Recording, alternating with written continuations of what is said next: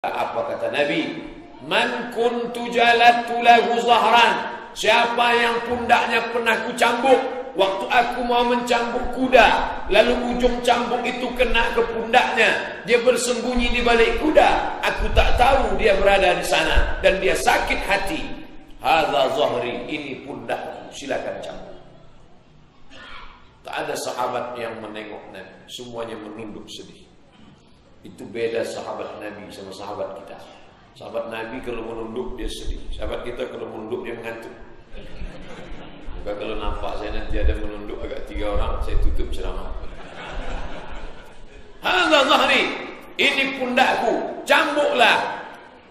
Sahabat tak ada yang menjawab.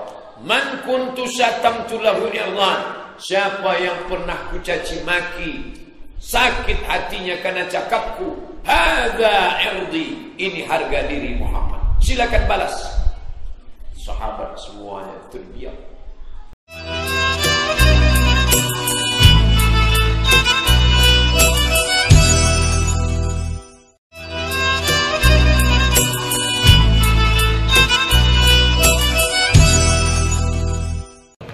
Alhamdulillahirabbil alamin, wassalatu wassalamu ala asyrafil khalqi ajma'in, sayyidina wa maulana Muhammadin wa ala alihi wa sahbihi wa man da'a bi da'watihi wastanna bi sunnatihi ila yaumi liqa'i rabbih wa ba'd.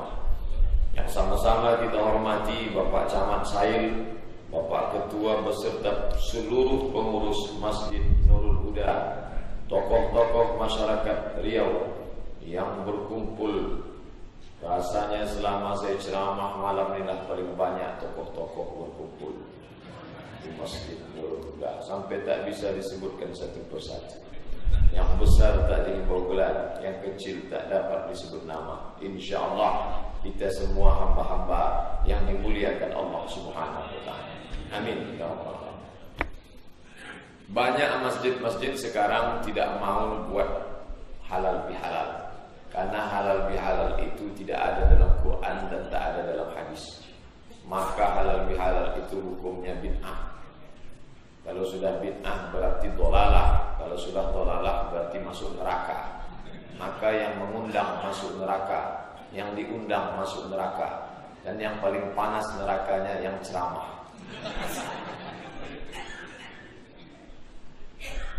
Jadi kaedahnya sedikit saja, asal tidak dibuat Nabi neraka. Orang mengaji berpuluh tahun, dia pakai 5 jari aja. Asal tidak dibuat Nabi neraka. Halal bihalal tak ada.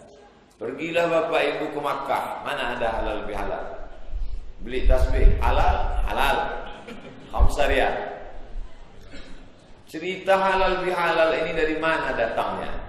Jadi dulu kita menghadapi Belanda, bersatu semuanya, multi etnis, multi suku, multi agama, bersatu melawan Belanda. Tapi setelah Belanda cabut keluar dari negeri ini, sesama kita pula berkelahi. Dulu yang dihadapi Belanda, matanya biru, kulitnya putih, rambutnya pirang. Setelah Belanda itu pergi, kita menghadapi Belanda hitam, lebih parah dari kita lagi. Oleh sebab itu Presiden Insinyur Soekarno ingin mengadakan rekonsiliasi nasional, perdamaian. Orang-orang yang berkonflik ini bagaimana supaya bersatu lagi seperti dulu. Maka dia minta pendapat Kiai Haji Wahab Hasbullah. Pak Kiai, ya, saya mau buat acara perdamaian nasional. Kira-kira apa namanya? Kata Kiai Haji Wahab Hasbullah, acaranya ya silaturahim. Kata Presiden Soekarno, Bapak Ibu tahu Presiden ini kan orangnya suka sesuatu yang baru. Kalau kata silaturahim itu kan umum sudah, populer, semua orang tahu silaturahim, anak kecil pun tahu. Saya maunya istilah yang baru Kiai, tak pernah didengar orang, tak pernah disebut orang. Berpikirlah Kiai Haji Wahab Hasbullah, berkelahi itu haram, bermusuhan itu haram, diam-diaman itu haram, maka pindah dari yang haram ke yang halal. Oh, saya dapat ide Pak Presiden. Kalau gitu kita buat ini istilah belum ada dipakai orang di dunia maupun di akhirat. Apa istilahnya? Halal bihalal. Makanya halal bihalal itu memang bahasa Arab, tapi orang Arab pun bingung mendengar. Itulah pertama kali dibuat halal bihalal. Jadi jangan terjebak pada nama. Yang dilihat itu adalah substansi makna. Isi halal bihalal, casingnya halal bihalal. Isinya itu apa? Isinya tak banyak, 3 saja. Minta maaf, beri maaf, silaturahim. Itu isinya. Makanya malam ini dikemas besar balik di pintu gerbang. Halal bihalal. Nama saya ada atau tidak sih? Halal bihalal. Isi halal bihalal itu yang penting. Saya kalau tak dibuat acara malam ini, tak berjumpa dengan bapak-bapak sekalian. Sudah 8 hari Syawal masuk malam ke-9, saya belum datang ke rumah Pak Fulan, saya belum datang ke rumah Pak Anu, saya belum datang. Maka malam ini berjumpa di tempat yang paling baik, masjid, mendengarkan firman yang paling mulia, ayat-ayat Al-Quran. Sampai saya bingung tadi. Imam Dr. Haji Maghfirah. Setelah itu datang pula Ustaz Zamri. Ini pasti salah jadwal. Dan oleh salah jadwal Ustaz. Rupanya memang qorinya 2 malam. Masya Allah. Berjumpa malam ini. Sampai suaranya itu juara internasional. Di Maroko, di Iran. Andai dikumpulkan qori-qori di dunia ini, mereka inilah juara 1. Andai ada musabaqah dunia akhirat, menang juga mereka. Bayangkan Bapak itu, kumpul malam ini semua. Mendengarkan tempat yang paling baik, kata-kata paling baik bersama orang-orang baik. Substansi makna itu yang direnungkan. Majtama'a qaumun fi baitin min buyutillah, sekelompok orang berkumpul di rumah Allah. Yatsluna kitab Allah, membaca ayat-ayat Allah. Wa yatadarasunahu fima bainahum, mengkaji isinya. Pas 3-nya kita lakukan. Berkumpul di rumah Allah, sudah membaca ayat-ayat Allah, sudah mengkaji isinya.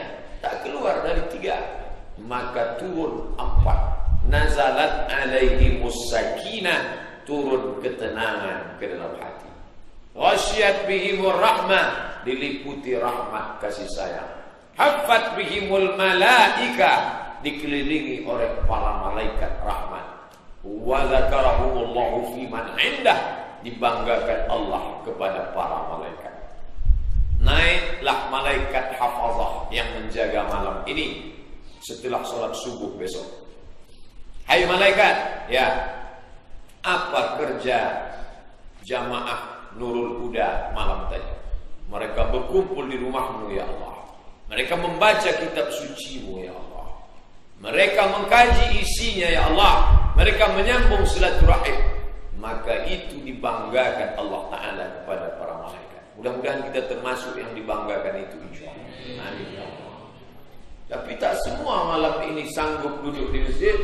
Sebagian malaikat yang lain ditanya oleh Allah, apa kerja hambaku malam tadi? Mereka duduk khusyuk ya Allah. Di mana? Di depan Panasonic. Apa yang ditengoknya? Utaran. Tak semua dibanggakan Allah. Maka itulah yang paling diinginkan orang beriman. Karena dulu malaikat mengatakan, ataj'alu fiha man yufsidu fiha wa yasfiku dima. Untuk apa kau ciptakan mereka? Mereka hanya akan berkelahi, menumpahkan darah, berperang, saling membunuh. Tapi kata Allah, tengok, mereka berkumpul di rumah, membaca ayat-ayat suciku, mendengarkannya dengan khusyuk dan ta'zim, dan mereka berzikir dengan aku, mereka mengkajinya.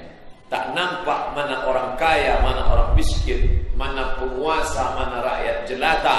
Semuanya duduk di atas muka bumi Allah, di atas masjid rumah Allah paling mulia. Maka itulah isi daripada halal bihalal. Jadi kalau ada besok malam di masjid lain, di musola, datang. Di kantor siang jam 10 pagi kadang dibuat, datang. Karena isi dari halal bihalal itu tak keluar dari minta maaf, kasih maaf, sambung silaturahim. 3 ini akan saya bahas. Pertama, minta maaf. Ada orang tak mau minta maaf. Pas ditanya, kamu sudah minta maaf? Saya tak mau minta maaf. Kenapa? Tunjukkan mana ayat Quran saya sudah baca dari surat Al-Fatihah sampai An-Nas. Tak ada ayat minta maaf. Orang zaman dulu kalau tak mau aja. Zaman sekarang sudah tak mau berdalil. Sudah payah orang sekarang. Mana ayatnya? Mana ayat nyuruh minta maaf? Yang bertanya bahlul, yang ditanya jahil. Sempurnalah jahil bin bahlul. Mana ada ayat? Kalau begitu nanti bapak menghadapi manusianya, jawabannya balik. Jangan jawab, balik tanya. Pakai logika musyakalah namanya, menggunakan logika terbalik. Kamu tadi tanya mana ayatnya? Ya. Kamu tadi sholat isya, betul, 4 rakaat. Ya. Pakai tasyahud awal, tak salah lagi. Mana ayat Quran menyebut sholat isya 4 rakaat pakai tasyahud awal, 2 jahar 2 sir? Mana ayatnya? Tak ada. Kalau begitu tak usah sholat isya. Mana ada? Dia pakai ayat untuk membantah dirinya sendiri. Maka dalam Quran itu, wa anzalna ilaika dzikra, kami turunkan Al-Quran litubayyina linnas, supaya kau jelaskan isinya. Penjelasan isinya itu hadis. Darul hadis, tempat saya kuliah. Darul artinya rumah, hadis rumah hadis, tempat belajar hadis. Hadis tak bisa dipisahkan dari Quran. Wa aqimus shalah, dirikan salat. Bagaimana tumakninah, bagaimana takbiratul ihram, bagaimana tasyahud awal, tasyahud akhir, bagaimana duduk iftirash, duduk tawarruk. Tak ada dalam Quran. Bukan berarti Quran tak sempurna. Quran secara global, detail penjelasannya ada dalam hadis. Jangan pisahkan Quran dengan hadis. Ini bukan baru, sudah ada kelompok ingkar hadis. Dia tak mau pakai hadis. Maka orang yang ingkar hadis dijamin dia tak akan sholat. Karena dalam Quran tak ada sholat zuhur, sholat asar, sholat maghrib, sholat isya. Itu hadis yang menjelaskannya secara detail. Ini datang dari pemikiran-pemikiran yang disebarkan lewat internet. Orang yang tak mengaji, tidak berguru kepada orang yang layak diakui keilmuannya, inilah mengaji sendiri, baca sendiri, nyasar sendiri. Ke masjid tak mau, gurunya di kamar, namanya Kiai Haji Google.com. Bertanya tak mau, mengaku paling hebat. Makanya Masjid Nurul Huda dibuatkan pengajian. Saya pula diminta Pak Ketua tadi, kalau tak bisa sebulan sekali, sebulan 2 kali pun boleh. Bapak Ibu yang dimuliakan Allah Subhanahu wa taala. Jadi tentang minta maaf ini hadisnya sahih. Bahkan Syekh Safiur Rahman Al-Mubarakfuri dapat memastikan harinya. Nabi minta maaf itu hari Rabu. Naik dia ke atas mimbar. Mimbar Nabi itu tangganya 3. 1, 2, 3. Pas di atas tangga ketiga apa kata Nabi? Man kuntu jalatu lahu zahran. Siapa yang pundaknya pernah kucambuk waktu aku mau mencambuk kuda, lalu ujung cambuk itu kena ke pundaknya, dia bersembunyi di balik kuda, aku tak tahu dia berada di sana dan dia sakit hati. Hadza zahri, ini pundakku, silakan cambuk. Tak ada sahabat yang menengok Nabi, semuanya menunduk sedih. Itu beda sahabat Nabi sama sahabat kita. Sahabat Nabi kalau menunduk dia sedih. Sahabat kita kalau menunduk dia mengantuk. Maka kalau nampak saya nanti ada menunduk agak 3 orang, saya tutup ceramah. Hadza zahri, ini pundakku, cambuklah. Sahabat tak ada yang menjawab. Man kuntu syatamtu lahu irdan, siapa yang pernah ku caci maki, sakit hatinya karena cakapku, hadza irdi, ini harga diri Muhammad, silakan balas. Sahabat semuanya terdiam. Yang ketiga kata Nabi, man kana lahu dain, siapa yang pernah ku pinjam duitnya. Waktu cerita duit tegak sahabat. Ini menunjukkan kalau bahu bisa dimaafkan, kalau hati bisa dimaafkan. Tapi kalau udah duit payah, tegak dia. Apa kata dia? Inna laka alayya salasa darahim, engkau punya hutang 3 dirham. Duit zaman Nabi cuma 2. Duit perak namanya dirham, duit emas namanya dinar. 1 dinar itu beratnya 4,25 gram. Sekeping duit zaman Nabi itu sama dengan 2,5 juta. Makanya tak ada orang bayar zakat fitrah pakai duit, karena sekeping 2,5 juta. Bayar ke beras. Innalaka alayya salasa darahim, engkau punya hutang 3 dirham. Langsung saat itu juga Nabi bayar cash. Nama sahabat yang duduk di sebelahnya Fadl ibnu Abbas, saudara kandung Abdullah ibnu Abbas radhiyallahu anhu ajma'in. Idfa ya Fadl, wahai Fadl, tolong bayarkan. Nabi tak mau mati dalam keadaan ada sangkutan.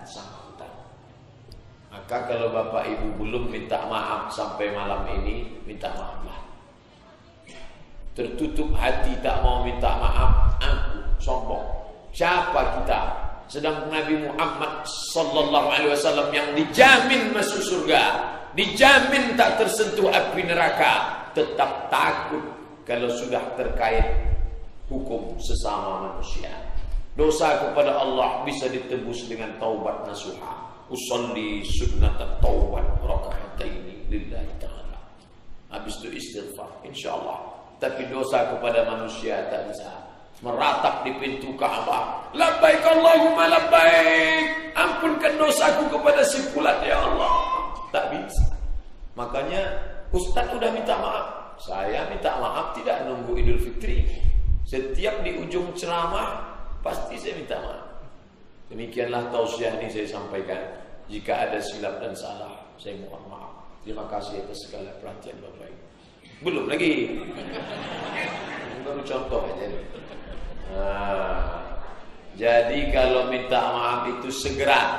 Saya sehari-hari mengajar di kampus UIN Suska Panam. 1 semester 8 lokal. 1 lokal 30 orang.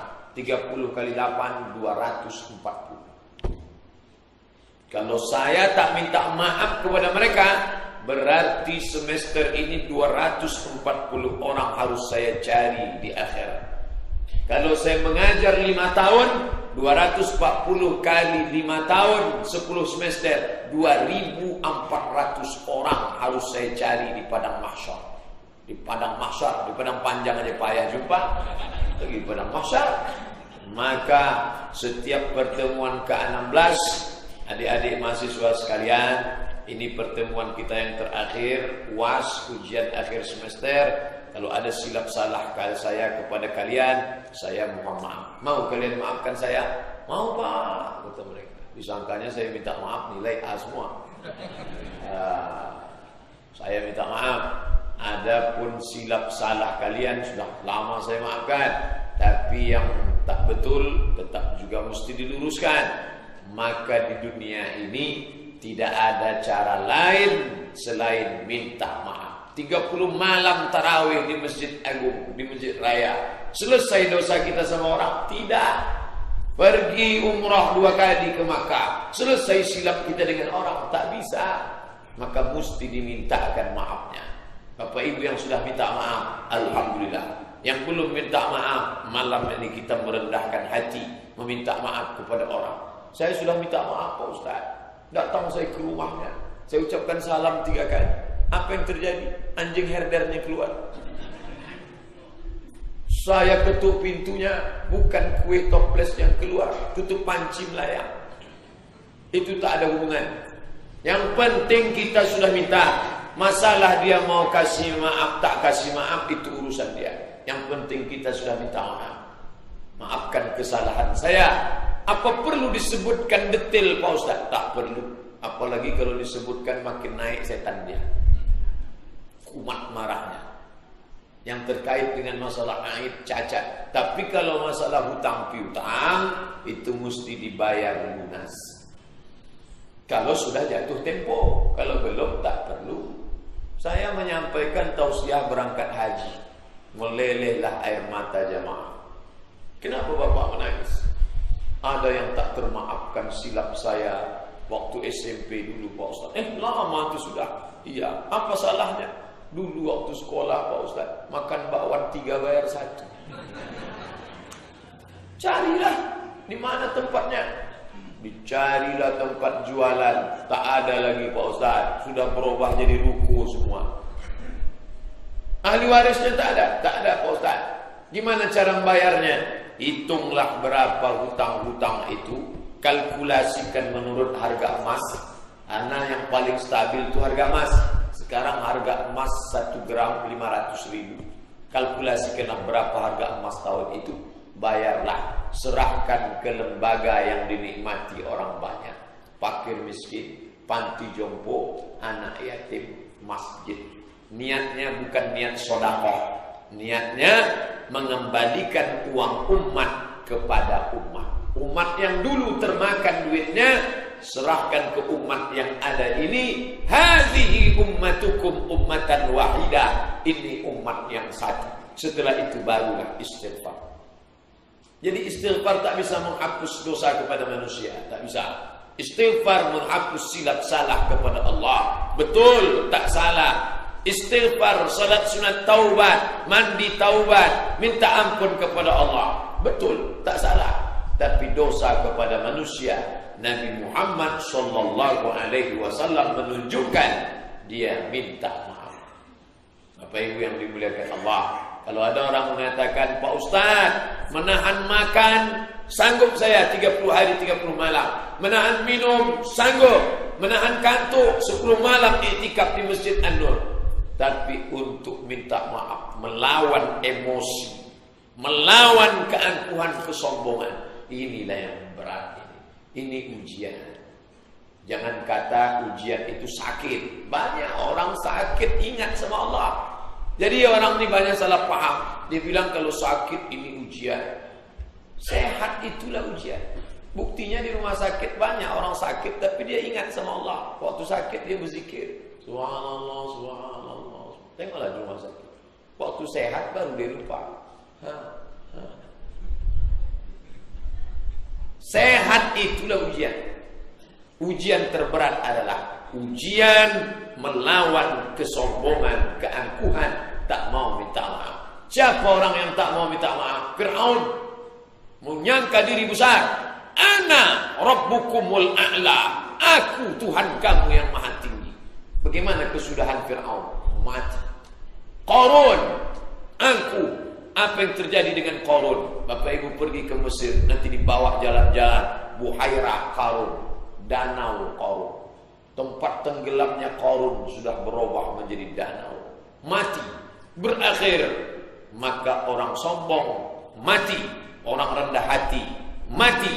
Musa yang baik meninggal. Qarun, Fir'aun yang sombong mati. Semuanya menghadap kepada Allah. Saya dikirim gambar papan catur, ada king, ada queen, ada pion. Di bawah ada tulisan, ketika permainan selesai, raja dan pion masuk ke kotak yang sama. Permainan belum selesai, nampak mana raja, mana pasukan. Tapi kalau permainan sudah selesai, game is over. Semua masuk dalam kotak yang sama. Minta pertanggungjawaban di hadapan Allah Subhanahu wa ta'ala. Keangkuhan apa yang kita pertahankan? Memangnya bisa solat kita menolong kita di hadapan Allah? Bisa rupanya puasa kita 30 hari itu menolong kita?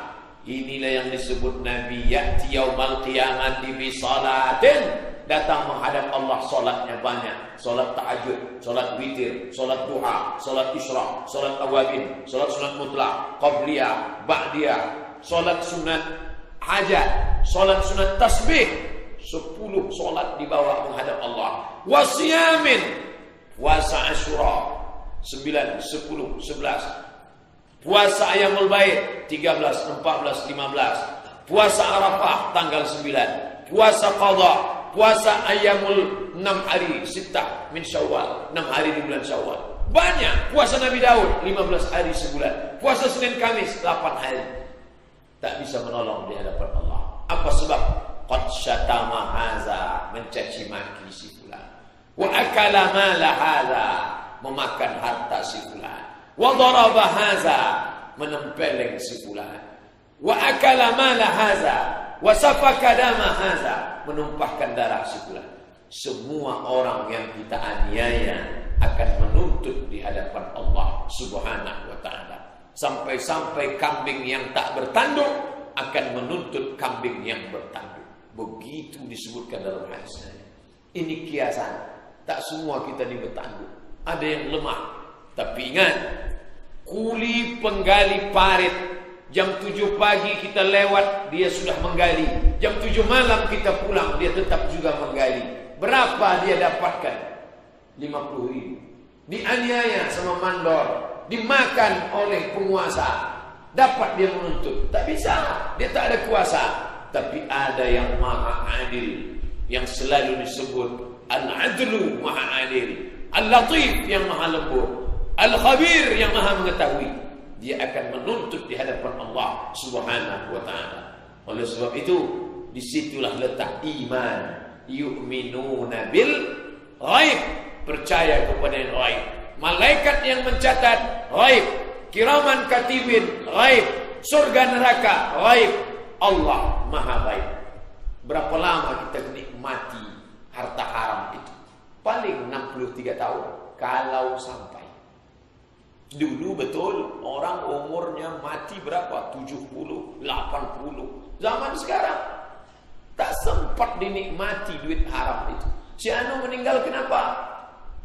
Kecelakaan Pak Ustaz. Si Anu meninggal kenapa?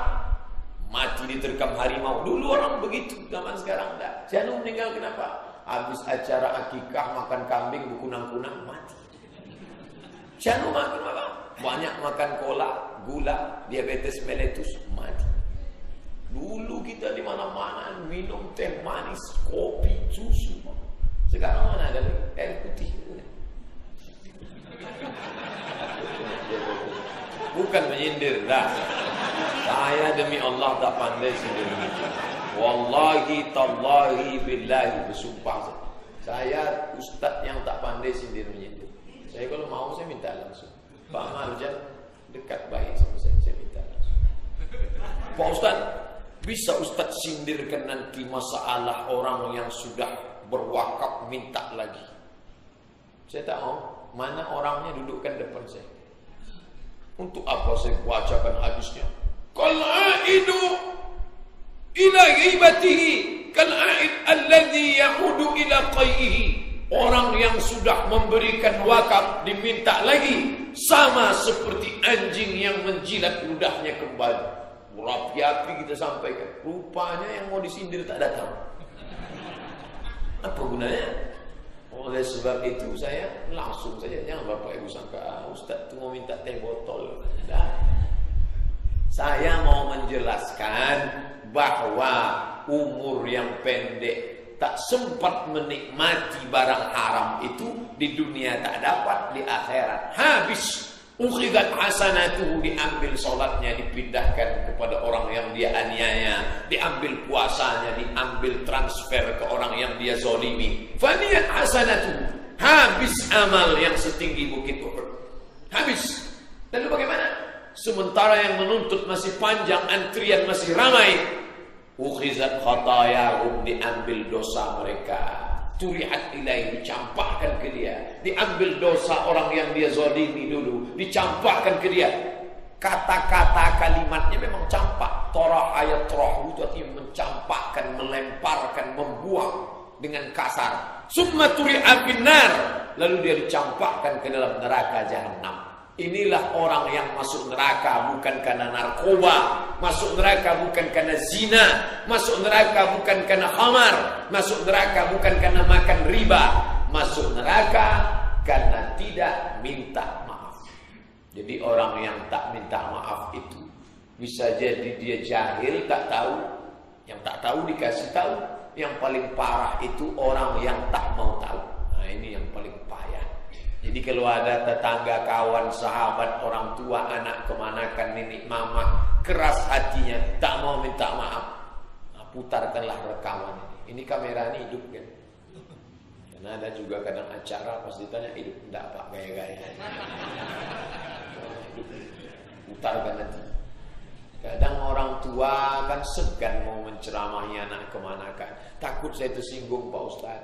Nah, putarkan aja itu, bukakan www.youtube.com Somad maaf, keluar nanti video, tunjukkan saja. Dia marah sama saya, ya tak apa-apa.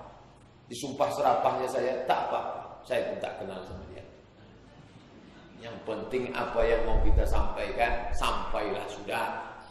Yang mau mengaji ke masjid, alhamdulillah. Yang tak mau ke masjid, kita manfaatkan multimedia, IT, informasi teknologi ini sebagai sarana dakwah dalam bentuk tulisan www.somadmorocco.blogspot.com, dalam bentuk ceramah banyak jamaah kita menguploadkannya, dipotong pertanyaan-pertanyaan per menit. Ini semua pakai Bapak Ibu gunakan, download gratis 5 menit dapat. Saya sudah setengah jam kok tak dapat Pak Ustaz, paket habis. Isilah. Ini semua adalah sarana dakwah. Jadi sebetulnya makin canggih teknologi ini, kata orang ini sarana masuk neraka semua nih Pak Ustaz. Dia bisa menjadi neraka, tapi dia bisa juga menjadi jalan menuju surga. Betul kata hadis Nabi, man salaka tariqan, siapa yang melewati suatu jalan, yaltamisu fihi ilman, mendapat ilmu dia di jalan itu, sahalallahu lahu bihi tariqan ilal jannah, dimudahkannya lah jalan menuju surga. Apakah yang ceramah itu lebih mulia daripada yang mendengar ceramah? Dalam hadis dikatakan yang dapat pahala jihad itu yang belajar. Man kharaja fi talabil ilmi, siapa yang keluar rumah niat menuntut ilmu, fa huwa fi sabilillah, dia mendapat pahala jihad fi sabilillah hatta yarji'a, sampai dia pulang ke rumah. Jam berapa Bapak Ibu pulang? Sampai begitulah pahala jihad. Tapi jangan pulang balik dari sini singgah ke warung kopi lama-lama. Kenapa tak pulang-pulang Pak? Jihad ini katanya. Bapak Ibu yang dimuliakan Allah, Ustaz sudah minta maaf, saya berusaha minta maaf. Pagi semalam ke kampus. Pertama saya masuk ke ruang dosen. Maaf lahir batin, maaf lahir batin. Mau yang tua, mau yang muda, salami semua. Maaf lahir batin, maaf lahir batin. Pegawai-pegawai yang ada di situ, maaf lahir batin. Banyak silap saya selama ini. Jumpa mahasiswa depan tuh, maaf lahir batin. Tapi setan selalu melarang. Apa kata setan? Hai Abdul Somad, masa engkau menyalami mereka? Kau kan LCMA. Kau kan 4 tahun di Mesir, 2 tahun di Maroko. Maka dilawan dia. Kalau cuma lama di Arab, untung lebih lama. Kitalah yang melawan nih. Kenapa kau salami mereka? Kau kan Ustadz kondang, kodok diundang. Lawan. Kau yang menyampaikan Abdul Somad. Kalau kau cuma pandai ceramah saja, tapi tak mengamalkan, neraka jahanam tempatmu Abdul Somad. Kitalah yang melawan diri kita.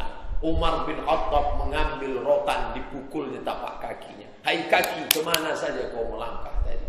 Anas bin Malik nguping dari balik dinding. Umar bin Khattab sedang bicara. Hai jiwa Umar bin Khattab, apa yang sudah kau lakukan hari ini? Sanggupkah kau menghadap Allah membawa dosa yang banyak? Anas bin Malik mendengar dari balik dinding. Umar bin Khattab sedang itab, menegur dirinya. Karena kadang kita ini tidak pernah ditegur orang, tak pernah dinasehati orang. Kita sendirilah yang menasehati supaya kita merendahkan hina, merasa rendah, merasa kotor, merasa banyak dosa di hadapan Allah. Nampak saya bapak-bapak yang sudah tua, mungkin sebaya dengan ayah saya, sebaya dengan emak saya.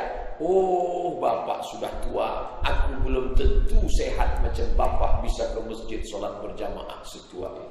Nampak anak muda, hai anak muda, kau masih muda, amalmu sudah banyak, catatan dosamu belum ada. Aku Abdul Somad sudah bergelimang dosa.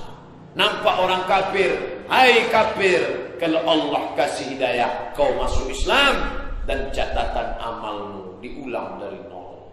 Sedangkan sudah berkilo-kilometer dosa. Mereka itu dari nol. Saya diminta ceramah mu'alaf di Masjid An-Nur. Adik-adik, saudara-saudari mu'alaf sekalian, kalian ini diulang dari nol. Di dunia ini yang diulang dari nol dua. Pertama mu'alaf, yang kedua pegawai Pertamina. Pak, ulang dari nol ya.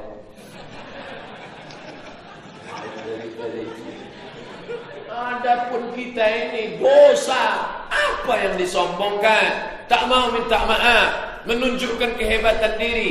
La yadkhulul jannah, tak masuk surga man kana fi qalbihi mithqala habatin min khardalin min kibrin. Ada sombong sebesar biji sagu. Nauzubillah. Habis satu pembahasan. Sekarang masuk pembahasan kedua, memberi maaf. Minta, rendah, hina. Sekarang kita di atas. Orang minta maaf. Mau minta maaf sama saya? Iya, wani piro. Minta maaf. Datang orang minta maaf sama Ustaz Abdul Somad. Ustaz, ya, please forgive me. Maafkan aku. Ya, saya sudah lama maafkan ente. Jadi Ustaz tak berkesan dengan silap saya selama ini. Tidak. Boleh saya pinjam lagi duit Ustaz? Tidak. Cukuplah yang lama-lama itu saja. Yang baru ini aku tak ingin melukai lagi. Karena kalau sudah sempat terluka payah sembuhnya. Tapi ada orang yang luar biasa lembutnya. Nanti kalau saya ceritakan bagaimana maafnya Nabi, beginilah Nabi Muhammad SAW memaafkan orang. Sudah setengah jam Ustaz ceramah. Dia kan Nabi. Habis isi ceramah. Jadi bantahnya dengan 3 kata. Dia kan Nabi. Habis. Kalau gitu tak usah kita bahas Nabi. Jadi saya bahas Imam Syafi'i memaafkan orang mengejeknya. Dia kan imam. Bukan Imam Syafi'i. Bukan Nabi. Siapa dia? Dekat dengan kita. Sepulau dengan kita Pulau Sumatera. Samping tetangga provinsi. Dari Maninjau. Haji Abdul Malik Karim Amrullah. Buya Hamka. Dimasukkan ke dalam penjara. Dihina. Dicaci maki. Diinterogasi. Naik tapak sepatu aparat ke atas meja Buya Hamka. Buya Hamka sedang duduk. Hai pengkhianat negara, kau mau menjual Republik Indonesia ke tuanku Abdul Rahman.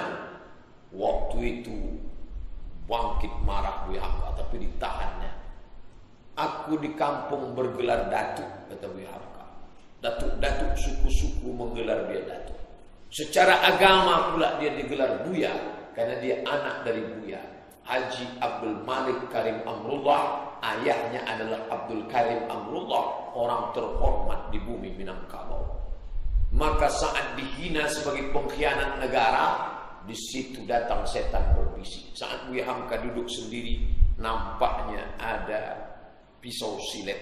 Apa kata setan? Hai Hamka, sobek tanganmu dengan silet itu. Bunuh saja diri. Tak ada gunanya kau hidup. Sakit yang dia rasakan itu diceritakannya dalam sebuah buku berjudul Tasawuf Modern. Saya suka baca buku. Sejak saya SMP Sanawiyah sudah saya baca sampai hari ini. Keluar edisi terbaru, saya beli, saya baca ulang. Tak ada muatnya. Memang itu dia tulis dari hatinya. Dan saat dia sakit terbaring di rumah sakit, buku itu yang dia minta. Anakku, tolong bawakan Tasawuf Modern. Aku mau baca lagi. Ternyata dia pun membaca buku itu untuk mengobati hatinya yang sakit. Itu Buya Hamka. Singkat cerita, keluar dari penjara. Lebih 700 hari lamanya. Mendekam, disiksa, dihina, dianiaya. Fisiknya disakiti, hatinya dianiaya, dizolimi. Ketika dia sedang duduk di rumah, datang seorang bertamu membawa secari kertas wasiat. Buya, ada wasiat untuk Buya. Apa isinya? Kalau aku mati nanti, yang mengimami sholat jenazahku adalah Haji Abdul Malik Karim Amrullah. Siapa ini? Dialah yang sudah menjebloskan Buya ke dalam penjara. Saya membaca ini senang bukan main. Mampus kau. Ternyata si sombong itu mati juga. Siapa namanya Pak Ustadz? Tak boleh sebut nama, menjaga kode etik jurnalistik. Tapi akhirnya yang zalim itu mati juga. Fir'aun made in Indonesia itu mati juga. Cuman yang saya tak senang buku ini, Buya Hamka tidak seperti yang saya harapkan. Saya maunya Buya itu mengamuk. Rupanya Buya tak mengamuk. Aduh, saya tutup buku itu, kesal saya. Buya Hamka membawa sarungnya, pakai jas sorban, pakai peci hitam. Dia menyolatkan jenazah orang itu. Dan dia jadi imam.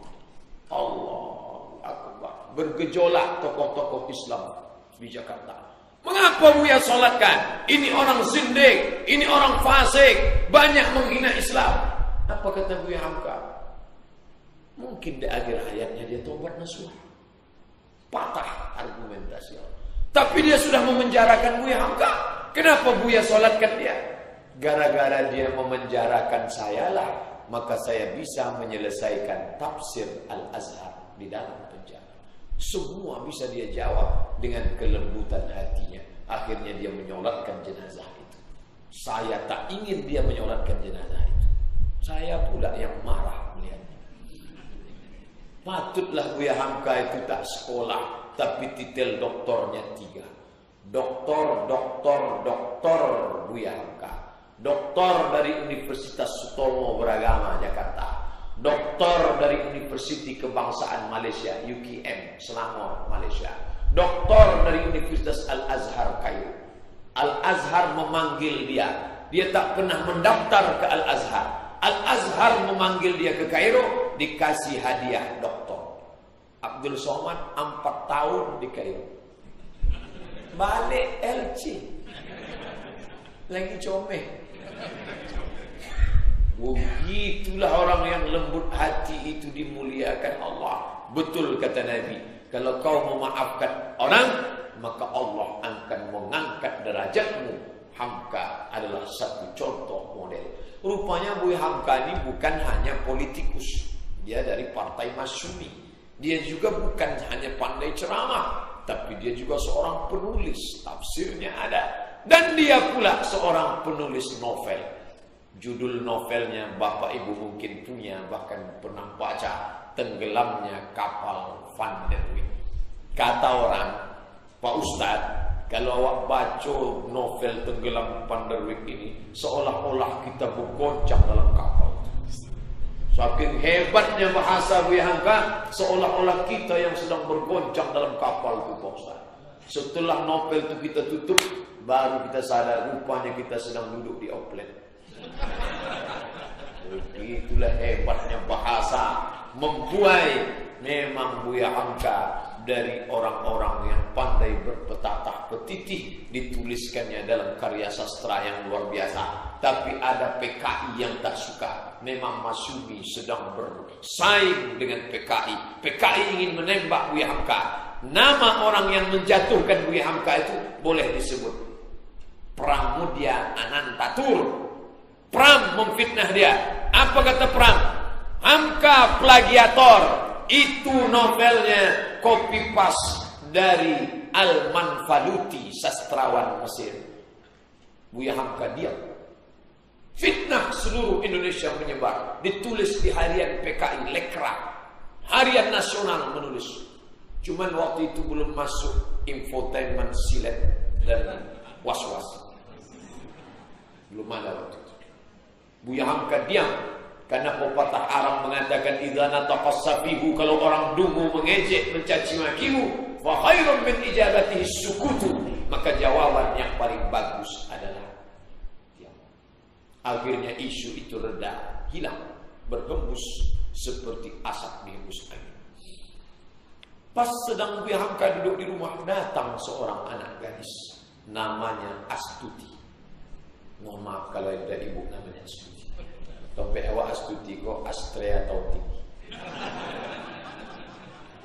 Dia membawa calon suaminya, putih, bermata sipit, mirip Ahok Cino. Lalu dia katakan, "Assalamualaikum Buya." "Waalaikumsalam. Saya Astuti.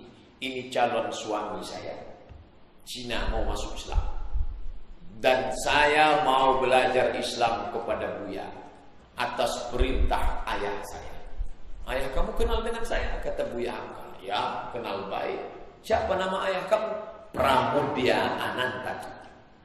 Ternyata Pram yang PKI itu di akhir hayatnya, di masa tuanya, ada penyesalan yang dalam di hatinya, yang paling dalam, yang tak bisa ditipu ada.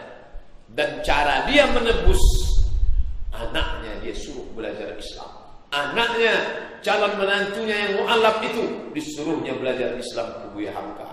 Dan Hamka mengajar anak menantu Pram itu sampai paham agama Islam. Andailah mereka datang ke Ustaz Abdul Somad, "Ustaz, aku anak orang yang dulu memfitnahmu. Bolehkah aku belajar agama Islam kepada engkau Ustaz? Carilah Ustaz Maghfirah. Carilah Ustaz Zamri. Hati dan masih sakit." Tapi Buya Hamka lembut luar biasa, diajarnya. Dia sedang ceramah. Ketika sedang ceramah, ada perempuan, rambutnya belum bertutup, kukunya panjang, kuteknya tebal. Dia sangka Buya akan marah. Itu, keluar dari pengajian saya." Buya tak pedulikan. Selesai acara pengajian, datang perempuan itu. "Buya, ya, Buya lihat penampilan saya." "Lihat."